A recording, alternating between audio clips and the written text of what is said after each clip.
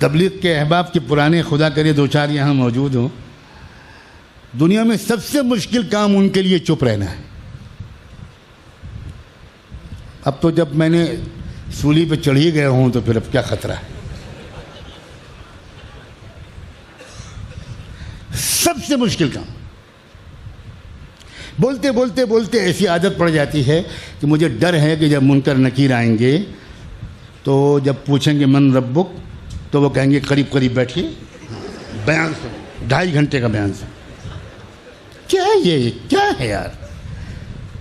حضرت مولانا الیاس فرمایا کرتے تھے کہ اللہ نے پورے بدن کا سائز بنایا, اس میں اتنی چھوٹی سی زبان بنائی, اور وہ کہتے تھے اس دعوت کی محنت میں زبان کا کام اتنا ہی ہے جتنا بدن میں زبان کا سائز ہے.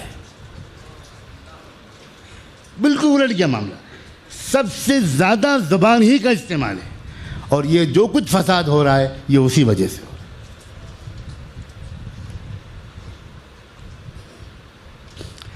تبلیغ کا ساتھی کارگزاری سنائے بغیر واپس نہیں آ سکتا. اس کو خوب سمجھا کہ بھائی جو آپ اللہ والوں کے پاس جا رہے ہیں بزرگوں کے پاس دعا کے لیے جانا, دعا کی درخواست کرنا, ادب سے بیٹھنا. وہ 5 منٹ ادب سے بیٹھے گا, اب پیٹ میں گڑگڑ گڑگڑ شروع, گڑگڑ گڑگڑ گڑگڑ گڑگڑ.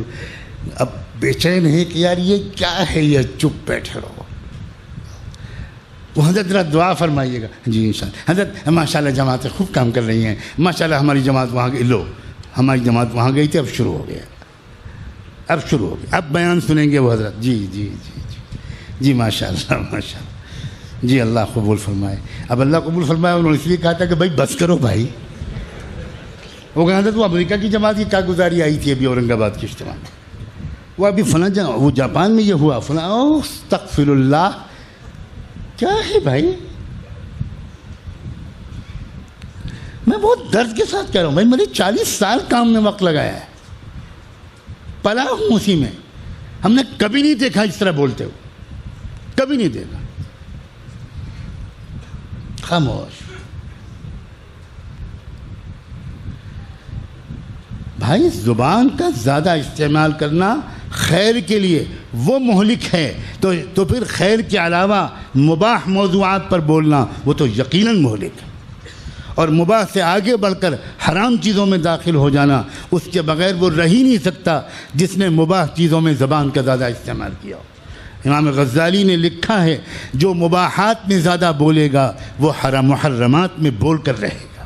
اسی سے غیبت ہوگی, وہی بدگمانی کرے گا, وہی الزام لگائے گا, وہی چغلی کرے گا, ادھر کی ادھر ادھر کی ادھر. اس لیے چپ رہنا سیکھو, خاموش رہنا سیکھو, سوچنا سیکھو, غور کرنا, تدبر کرنا, بہت دیر سوچنا کسی موضوع پر. یہ سب عادتیں چھن جاتی ہیں ان لوگوں سے جن کے اندر زیادہ بولنے کی عادت ہے.